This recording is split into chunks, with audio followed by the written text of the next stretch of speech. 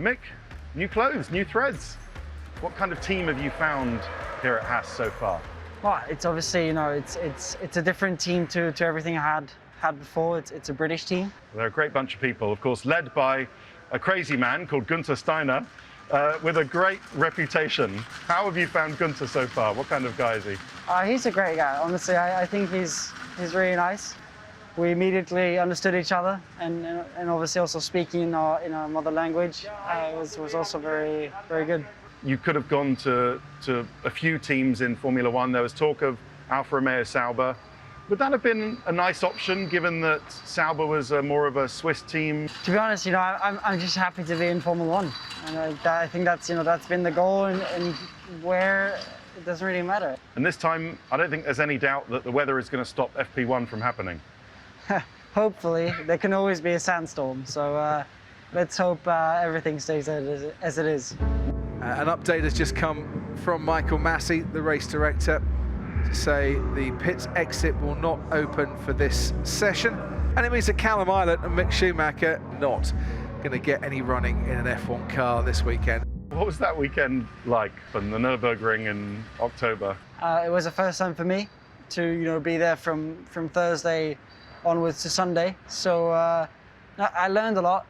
It was really good to see how the mechanism of meetings work, how obviously the mechanics work, and how the whole structure in the team was. You are a champion now, F2 champion. How's the last week been since wrapping it up? It has been great. It's been a lifelong dream, to be honest. So it's something very special, yeah. What did you learn from that last day? It was a tricky one. Locking up in the first lap was far from good, and I had to carry the tyre very heavily with heavy vibrations through the race, and so it was the right decision to come and pit and hope that I pushed the guys behind me enough so they would also use their tyres. We knew how to fight. We knew how to keep it consistent, and luckily the car played the game too. You join a club of sons and fathers in F1, which is well established. Max Verstappen, Rosberg, Villeneuve, Hill. Does that mean anything to you? How do you feel about that? I've been always drawn to engines and go-karts, and since a very young age. Yeah, the question is, do we have enough will to work on ourselves? And I early on, or with my father together, understood that that's the key, and that's what we need to be good. What should we expect from you in 2021 in Haas?